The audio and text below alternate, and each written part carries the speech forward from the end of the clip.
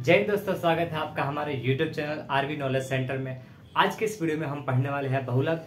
बहुलक के कितने प्रकार के क्वेश्चन पूछे जाते हैं, उसके कॉन्सेप्ट को समझेंगे, उसके बेसिक से एडवांस तक के क्वेश्चन को समझेंगे। और जो क्वेश्चन नंबर 3 लिखा है ये आपके 13.2 एक्सरसाइज का पहला क्वेश्चन है। तो यहाँ से यहाँ तक के प्रश्नों में डिफरेंस क्या होता है इसको आज हम क्लियर करने वाले हैं। तो अपना टॉपिक है बहुलक। अगर आप बहुलक को अगर इस शब्द को तोड़ करके देखेंगे तो बहुलक जो बहुत ज्यादा बार आता है, तो अगर जो डाटा अपने पास ज्यादा बार लिखा हुआ है, इस प्रकार से अपने पास डाटा अगर दिया हुआ है, फिर इसमें देखना है कि कौन सा ऐसा नंबर है जो ज्यादा बार रिपीट हो रहा है। तो हम इसको अगर जब ध्यान से देखेंगे तो बहुत ज्यादा बार आ रहा है। अगर काउंटिंग भी करें तो 1 2 3 4 5, इसके अलावा और कोई संख्या नहीं है जो 2 से ज्यादा बार आ रही है, मतलब 5 या 6 बार आ रही है। तो हमारा इसमें डायरेक्ट जो बहुलक हो जाएगा ना, वो बहुलक 2 हो जाएगा। इसमें कुछ नहीं करना होता है, जो वैल्यू सबसे ज्यादा बार है उसको हम कहते हैं बहुलक। ये सबसे बेसिक क्वेश्चन है। और जो इस प्रकार के क्वेश्चन है अपने पास डेटा के रूप में दिया होता है एक्स और एफ। इसमें हमें क्या देखना होता है कि जो ये फ्रीक्वेंसी है एफ, वो किस में सबसे ज्यादा बार है। तो अगर आप यहाँ देखेंगे तो f यहाँ पे 10 बार है। अगर आप इस डेटा को पढ़ेंगे तो मैं आपको पढ़ना बताता हूँ। यहाँ पे लिखा हुआ 3, और 3 कितनी बार लिखा हुआ है? 3 बार। जैसे कि यहाँ पे 2 कितनी बार लिखा हुआ? 5 बार। वैसे ही 3 जो है वो 3 बार लिखा हुआ, 4 2 बार लिखा हुआ, 10 1 बार लिखा हुआ, 12 5 बार लिखा हुआ, और 5 10 बार लिखा हुआ। तो इससे आप क्या समझे, जो मैंने ऊपर बताया ना कि अगर कोई संख्या ज्यादा बार दिख रही है अपने को तो वो होता है अपना बहुलक।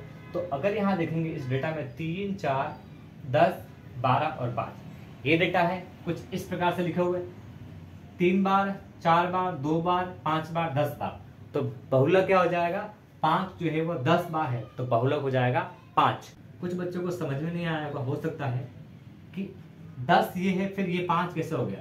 तो अगर आप डेटा ऊपर वाले को और नीचे वाले को जब आप मैच करेंगे तो इस डेटा को अगर मैं इसकी फॉर्म में लिखूं ना यहाँ पर, तो 3 कितनी बार लिखूंगा? 3 बार। 1 2 3। वैसे ही 4 कितनी बार लिखूंगा? 2 बार। 1 2। वैसे ही 10 कितनी बार लिखूंगा मैं? 1 बार। वैसे ही 12 कितनी बार लिखूंगा मैं? 5 बार। 1 2 3 4 और 5। और वैसे 5 कितनी बार आएगा? तो 5 जो है वो 10 बार आएगा। तो सबसे ज्यादा बार क्या आ रहा है? 5 आ रहा है ना, 10 बार आ रहा है, तो 10 लिखेंगे। फ्रीक्वेंसी जो ज्यादा बार है वो कौन सा नंबर है? तो 5 जो है। तो इस प्रकार से बहुलक जो है वो 5 हो जाएगा। अब देखते हैं जब हमारा जो डेटा इस अंतराल में दिया हो तो इस प्रकार के क्वेश्चन को हम कैसे सोल्व करते हैं। तो इस क्वेश्चन को हम डेटा को इस तरह जमाएंगे, उसके लिए मुझे बोर्ड को रब करना पड़ेगा। तो अभी मैंने क्या किया है, इन डेटा को इस प्रकार से लिख लिया है और इसको इरेज कर दिया है। डेटा इस प्रकार से लिखने के बाद हमें क्या करना होता है, इसमें देखना होता है कि कौन से की फ्रीक्वेंसी सबसे ज्यादा है। फ्रीक्वेंसी मतलब f, और f को हिंदी में बोलते हैं बारंबार का। तो कौन से वाले बारंबार का सबसे ज्यादा बार है, ये प्रोसेस है। तो सबसे ज्यादा बार है यहाँ पे, तो इस वाले को हम लगा देंगे गोला, इसमें फ्रीक्वेंसी ज्यादा है, और इसको नाम दे देंगे हम F1, और इसके ऊपर वाले फ्रीक्वेंसी को हम दे देंगे F0, और इसके नीचे वाली फ्रीक्वेंसी को हम दे देंगे F2।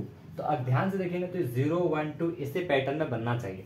पहले क्या करेंगे, जो सबसे ज्यादा फ्रीक्वेंसी है उस पर गोला लगाना है, उसको बोलना है F1, उसके ऊपर F0 और उससे नीचे एक ज्यादा F2।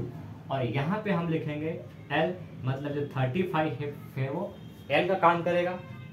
जब ये वैल्यू आपको वो मिल जाती है तो अब लिख देते हैं सूत्र, और सारी वैल्यू को सूत्र में पुट कर देंगे तो अपना आंसर आ जाएगा।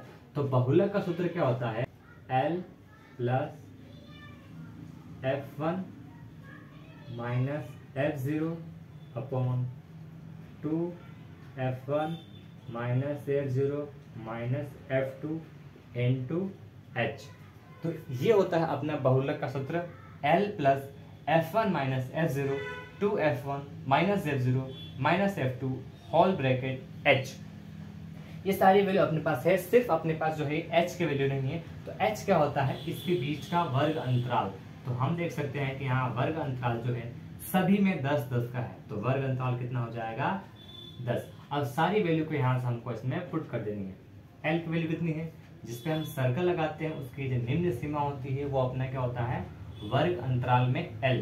तो ये कितना हो जाएगा 35 प्लस F1 कितना है 23, F0 कितना है उसके ऊपर है 21 है, फिर से 2 इंटू F1 की वैल्यू 23 है, माइनस में F0 21 ही है, माइनस में F2 की वैल्यू कितनी है 14 और N2 में H कितना है 10। पहले हम क्या करना है, इस डेटा को पहले सॉल्व करना है, उसके बाद उसमें 35 को ऐड करना है। 23 में से 21 गया, पहले मैं लिख देता हूँ 23 में से 21 गया तो बचेगा 2 और ये मल्टीप्लाई ऊपर वाली वैल्यू ऊपर से मल्टीप्लाई होती है तो मल्टीप्लाई में मैं 10 लिख देता हूँ।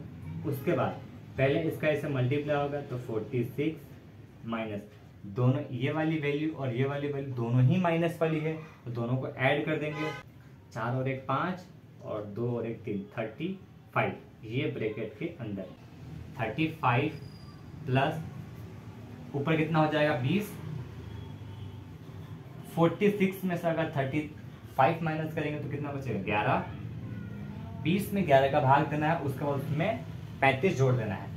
भाग एक बार जाएगा 11, यहाँ 9 बचेगा, यहाँ पॉइंट लगाएंगे, यहाँ कितना आ जाएगा 0, 8 बार भाग जाएगा 88, यहाँ बचेगा 2 0, फिर से एक बार भाग जाएगा 11, यहाँ बचेगा 9, तो 1.81 अपने पास आया। तो ये कितना है 35 प्लस 1.81 और जब इसको ऐड करेंगे तो डायरेक्टली अगर ऐड करेंगे तो कितना हो जाएगा 35 में एक ऐड हो जाएगा 36.81। अगर आपको इस तरह समझ में नहीं आया हो तो मैं इसको इधर जोड़ के बताता हूँ। 35 के बाद दशमलव नहीं है तो हम लगा सकते हैं कितने भी दशमलव, और पॉइंट के नीचे मैंने पॉइंट को रखा, 81 इधर लिखा, 1 इधर लिखा, और आप इसको जब जोड़ेंगे तो ये कितना आ जाएगा 36.81। इस प्रकार से हमने बहुलक के क्वेश्चन को बहुत आसानी से समझ लिया।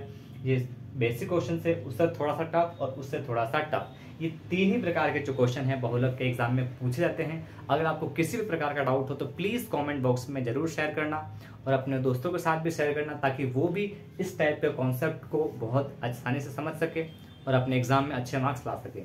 मिलेंगे नेक्स्ट वीडियो में और नए कॉन्सेप्ट के साथ, तब तक बने रहिए। और हमारे चैनल पे अगर आप नए हैं तो प्लीज़ चैनल को सब्सक्राइब जरूर करें, ताकि हमारा परिवार काफ़ी बड़ा हो सके। ऐसे कॉन्सेप्ट के साथ जुड़े रहने के लिए हमारे साथ बन रहे। मिलेंगे नेक्स्ट वीडियो में, तब तक जय हिंद।